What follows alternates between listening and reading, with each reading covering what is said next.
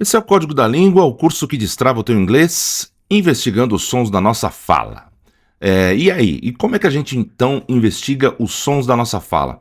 Com uma ferramenta que se chama fonética, né? A gente estava falando aí no vídeo anterior sobre esse método aqui que eu acabei criando, que eu considero que é a chave para destravar a pronúncia do inglês, que tem deixado muita gente triste aí em cursos de inglês, porque muita gente desiste por conta da dificuldade de se falar, de se entender como é que funciona essa mecânica da fala da língua inglesa, né? A gente tem que entender que cada língua tem seus aspectos sonoros, né? E no inglês não é diferente, né? A gente viu aqui então que nós temos 26 letras do alfabeto, assim como em outras línguas também. Só que no caso do inglês, nós temos 44 sons, né? Ou seja, nós não temos só letras do alfabeto, nós temos sons também, né? E nós temos também efeitos linguísticos, né? A gente viu isso na aula passada e a gente vai retomar sempre que puder, né? A gente chegou a ver aqui, então, o alfabeto, alguns símbolos que fazem parte da tabela fonética, que a gente vai conhecer em detalhes também, né? E a gente viu também alguns conceitos que interferem na pronúncia mais próxima da pronúncia nativa, uma pronúncia mais apurada, né? E então a gente vai continuar aqui. A gente viu aqui o exemplo da palavra cat. Tem outro vídeo aí. Eu vou deixar o card para vocês. Aí a gente viu a diferença entre palavras que têm números diferentes de letras, mas tem o som mais particular, ou seja, tem palavras que têm mais letras, que têm as mesmas letras, mas têm diferentes sons, né? Tem o mesmo número de letras, mas tem diferentes sons e assim por diante. Falamos desses exemplos aqui, né? A gente viu a palavra heart, laugh, sugar, business, né? E a gente viu todas as particularidades dela. Então lá no vídeo tem todos os detalhes, né? Então vamos continuar, né? A gente precisa lembrar que esses padrões sonoros, juntamente com a visualização dos símbolos, criam um condicionamento importante para o aprendiz de língua estrangeira, no caso aqui de língua inglesa, né? Que vai tornar o aprendizado da língua inglesa muito mais eficaz e muito mais duradouro, porque a gente vai ter a memória desses símbolos e dos sons, né? Então a gente vai trabalhar sempre com a associação entre imagem e som, o que é muito bom para se aprender uma língua, né? Então vamos lá, ó. A fonética vai te apresentar padrões sonoros que condicionarão você a falar com mais fluência e exatidão. Pessoal, eu não vou agora, né? Eu não vou entrar no mérito do que é fonética, do que é fonologia. Por enquanto a gente vai ver isso com mais detalhe mais adiante. O que importa aqui é você saber que isso aqui faz parte de um conjunto de sons, né? Que fazem parte do sistema fonológico da língua humana, né? Então aqui, nós temos aqui como eu falei no vídeo anterior, existem vários modelos de tabela fonética. Inclusive existe uma tabela completa, né? De símbolos fonéticos que tem... Nossa, aí você vai encontrar todos, praticamente o que são usados em todas as línguas, na língua árabe, né, na língua oriental e assim por diante, né? O bom é que, assim, a tabela fonética do inglês é muito próxima da tabela fonética brasileira, tá? Inclusive, depois a gente vai ver isso em outros vídeos. Então tem essa tabela fonética aqui, que aqui a gente já percebe aqui, por exemplo, aqui você tem uma vogal longa aqui, tem uma vogal curta, tem uma vogal curta aqui, uma vogal longa aqui, ou seja, você já percebeu que as vogais longas, elas precisam de uma sinalização, né? Ela tem esses dois pontinhos aqui, esses dois triângulos sobrepostos, né? Para identificar que a vogal é longa. Nós temos aqui ditongo, né? Aqui já tem dois sons praticamente, né? Dois sons. Tem vogal curta, vogal longa, né? E aqui tem as consoantes e tem, como a gente disse lá no outro vídeo, tem letras do alfabeto inseridas nessa tabela fonética também, tá bom? Vamos lá. Então, a gente vê aqui, tem uns símbolos mais complicados, e são símbolos gregos, né, na verdade, né? Então vamos lá, vamos partir para esse exemplo aqui, por exemplo, da palavra television. Television. Note que é uma palavra que é muito parecida com o português, né? Televisão. Tem muitas palavras que são similares, até porque por causa da raiz latina, né? Apesar da língua inglesa ter um pouco do germânico, mas a raiz latina é muito presente. Television. Aqui a gente tem esse símbolo que eu mencionei no outro vídeo, que é um símbolo que indica a acentuação da sílaba forte. E a gente lembra também que a gente sempre transcreve a palavra, com símbolos fonéticos entre colchete, tá? Então a gente tem aqui, ó, tem até inclusive a separação das sílabas aqui, né? Às vezes acontece isso também, você vai ver uma espécie de vírgula aqui separando os dois sons, né? Então nós temos aqui television. O que nós temos de característico aqui? A gente já tem de cara, por exemplo, esse E aqui é um E que a gente pronuncia um pouco mais aberto. Né? É mais próximo do nosso E, digamos assim, né? Nem sempre ele vai vir descrito assim. Às vezes ele vem assim, tá? Como se fosse minúscula, sei, alguma coisa. A diferenciação é muito comum, mas você vai pegando o jeito, tá? Television. Aí você lembra que a gente falou do I, que esse I aqui em inglês, o I curto, ele tem um som mais aberto. Não seria um I fechado, seria um E, né? E. Por isso que a gente fala television. Television. Claro que quando você assiste um filme ou vê uma conversação, a pessoa fala muito rápido, às vezes você nem nota, mas se você prestar atenção mesmo, você vai ver que tem essa diferenciação entre o I mais pronunciado mesmo, como o I, e aquele I mais pronunciado mais abertamente, né? Television, television. E aqui nós temos um símbolo bem característico, que é o símbolo do som J. J, né? Tem muito em francês também, né, esse som. J.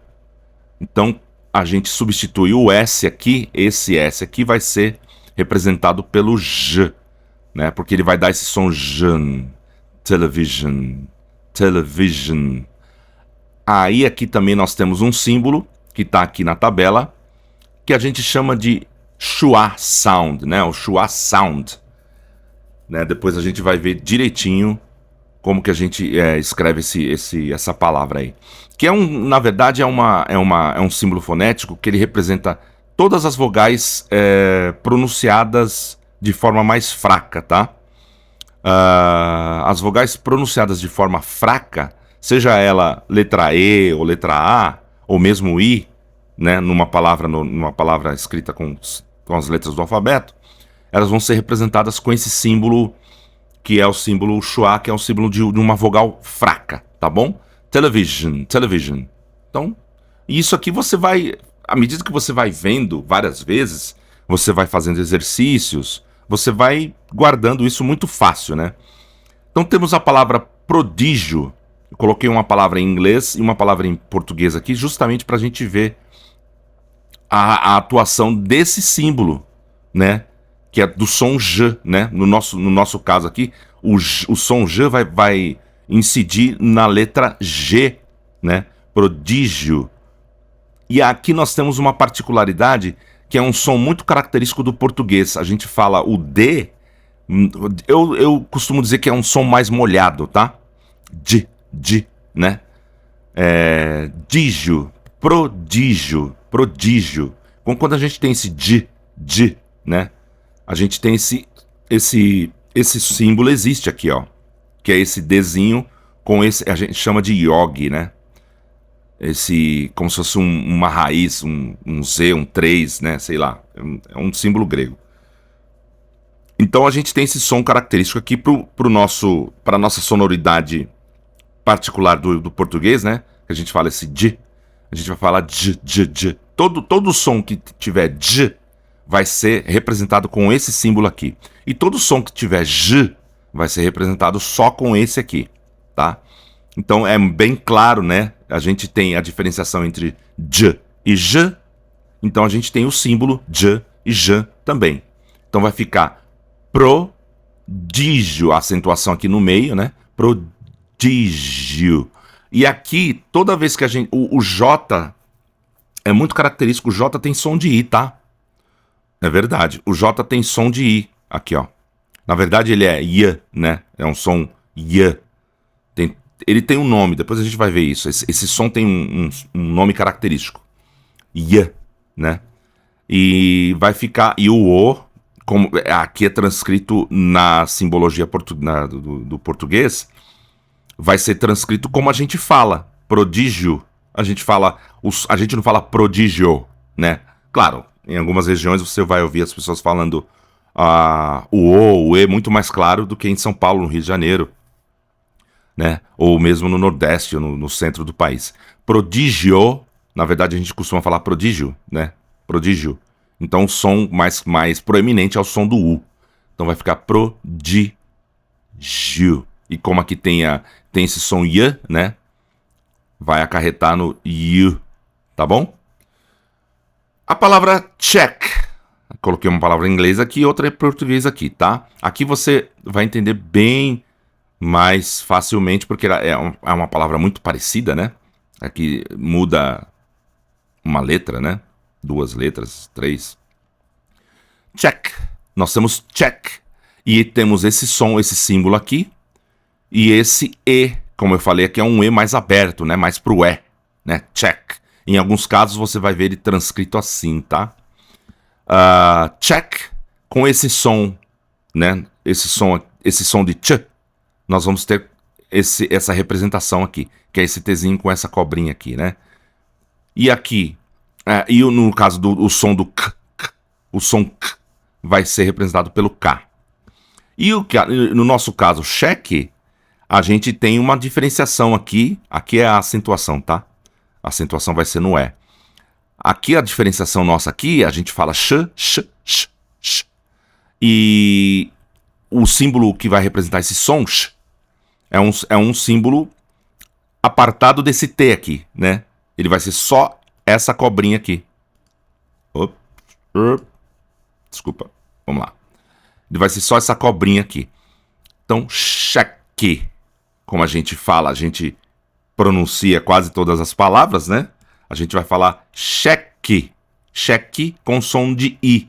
A gente normalmente, na maioria das regiões do Brasil, a gente não fala cheque, né? No sul, talvez, né? Cheque.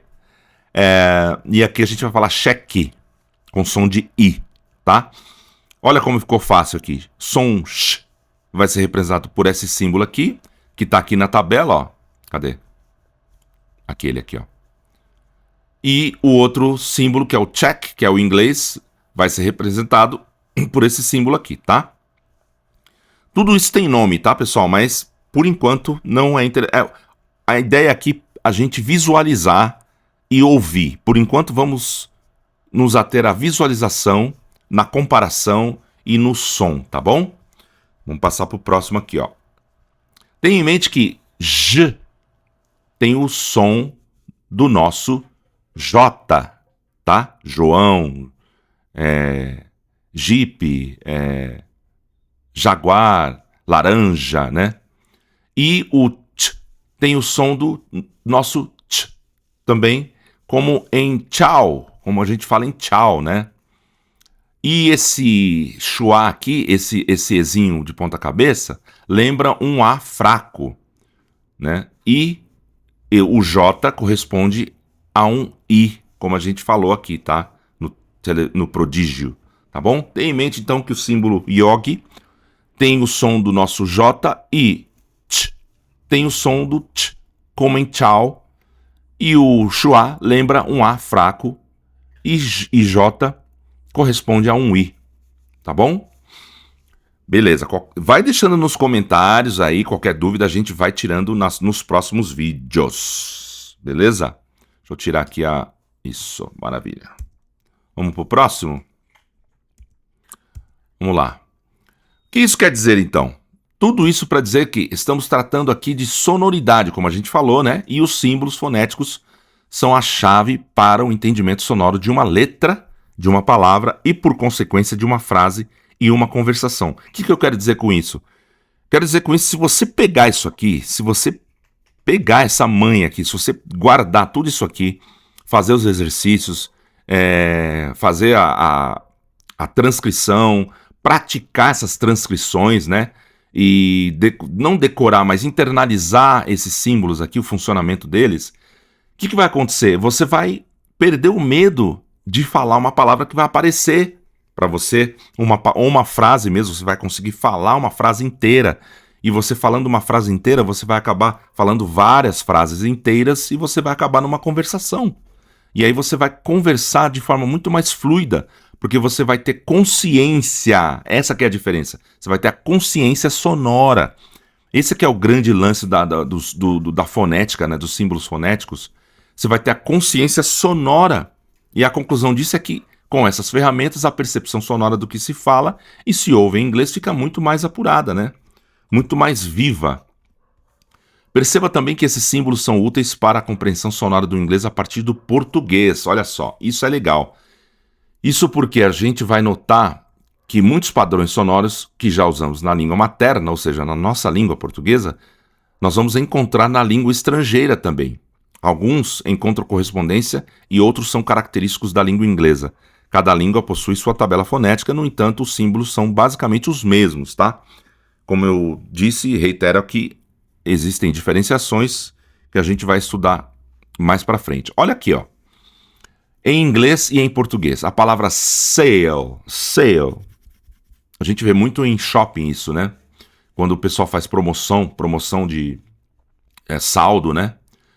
Aliás, essa palavra significa venda, né? Mas ela tem, nesse contexto de promoção, ela tem o significado de saldo, né? Ou seja, a gente diria antigamente a baseada. Que tá na baseada, que é para desovar, né? Então os caras colocam o preço lá embaixo e vira um sale, né? Essa semana nós estamos em sale, we're on sale here in the store. Nós estamos aqui em saldo na loja, né? E a transcrição, veja que a transcrição da palavra sale, dependendo, como lá na tabela tem também letras do alfabeto, às vezes parece até que não tem símbolo característico nenhum, a não ser pelo I aqui, né? Esse I curto aqui. Olha que engraçado. Então, quase tudo escrito com as letras do alfabeto. Então, o Ezinho mais fechado, né? Sale, né? Por isso que a gente gosta de diferenciar, por isso que eu gosto de diferenciar quando a gente vai escrever. Deixa eu só mostrar aqui. Para diferenciar o som do E, eu gosto de usar esse aqui, ó, como E, e esse aqui como E, né? Justamente para fazer essa diferenciação sonora. Vamos lá. Voltando para o sale. E o L vai ter aquele som, né? Normal, né? Sale. Veja que eu não posso falar sale, tá? Sale. Então, esse LE aqui, tudo que for terminar em inglês como LE, você já vai ter consciência de que esse som vai ser meio aquele som né? Table, né? Fremantle e assim por diante, né? Agora tem a palavra sale aqui, por exemplo, ó, seio, né? Veja que em português eu acentuo muito mais, eu falo seio. Não vai cantar aquela música, pelo amor de Deus, tá? Pessoal que é dos anos 80, por favor, não cante aquela música do Lionel Richie. Veja só, a gente fala seio, enquanto uma palavra parecida em inglês, a gente fala... provavelmente o gringo, quando for falar essa palavra aqui, ele vai falar parecido com isso aqui, tá? Sale. Ele vai demorar um pouco para entender que a gente acentua muito mais, a gente fecha muito mais, né? Seio, no seio, né? Veja só a acentuação aqui no E, né? Seio, como a gente viu, o J, veja como os padrões são repetitivos, pessoal. Por isso que eu falo, a consciência desses sons, desses símbolos vai mudar a sua vida para você aprender inglês. Você viu aqui lá no prodígio o som do y, né? Y. Say you, né? Say you, prodígio. Então, toda vez que você tiver esse J aqui, principalmente acompanhado com U, né? You, vai dar esse som aqui para dar esse som say you. Enquanto na terminação LE é aquele som mais leve, né? Say you, né? As pessoas mais antigas falavam especial, né? Especial, internacional, né? Com o L com a língua mais proeminente, né? Então aqui é mais ou menos essa ideia, né? Sale, né? Especial, né? Os antigos, né? Quem falava muito assim era o Jânio Quadros, né? Então vamos lá. A tabelinha aqui, vamos para a próxima palavra. A palavra usual, né? Usual, que na verdade em inglês a gente pronuncia usual. Olha aqui novamente o L, é aquele L dos antigos que a gente deixa a língua mais para cima, né? No meio da boca. Oh, né? E aqui a gente fala usual, a gente fecha o lábio mais aqui, né? Na terminação do L. Veja que a gente usa usual. E esse som de U aqui vai ser substituído pelo W, tá? Esse primeiro aqui que é mais forte, usual, porque aqui na verdade é aquele som mais W, né? Usual. Como eu tô junto com A aqui, uau, tá vendo? Uau. É diferente de falar U e uau, né? Uau. Usual. Então o S vai virar Z, né? Vai ser o símbolo fonético Z, tá? E aqui a gente tem de novo J, a acentuação mais forte aqui, da sílaba mais forte, U, e aqui a gente tem um prolongamento, aqui é um U, é uma vogal longa. Usual. E esse U aqui, que é um U com um desenhozinho de uma ferradura, é um U meio leve, não é um U tão acentuado, tá? Da mesma forma que tem o I fraco, nós temos o U fraco também. E também temos o schwa, que é a vogal fraca. Usual. Ou seja, você praticamente a gente não fala, enquanto a gente fala aqui todas as letras, né? Usual, né? A gente economiza muito aqui. Usual. Você pode praticamente eliminar usual. É como se você transformasse esse som aqui, essas letras, 4 letras em um som só. Usual. Usual. Usual. Alonga um pouco mais. Usual. Tá bom? Vamos lá. Palavra water ou water, né? Em inglês britânico, water, como a gente descreveu aqui, water ou water. Se for water em inglês americano, vai ser um R aqui, naturalmente vai ser um R, tá? E vai ter um Rzinho pequeno aqui, porque ele vai fazer a roticidade, né, do R. Water, Twitter, né? Twitter, né? Se fosse Twitter, seria 2 T's aqui, esse carinha aqui. Não, 2 T's não, desculpa, um T aqui, esse carinha aqui. E não haveria mais nada aqui também, né? Ficaria Twitter, né? Porque essa vogal fraca praticamente vai substituir o R do americano, water, né? Então aqui, water, e aqui a gente tem o som do U, né? Na verdade é um som U, né? E tem o O aqui prolongado, esse Czinho ao contrário é o som do O. Water. E a gente tem aqui uma palavra mais próxima, é um nome próprio, digamos assim, né? Walter, pode ser com W, pode ser com V. Walter. A gente usa de novo esse conceito do U, né? Com W. E aqui a gente tem o Rzinho, porque a gente pronuncia Walter, né? Walter.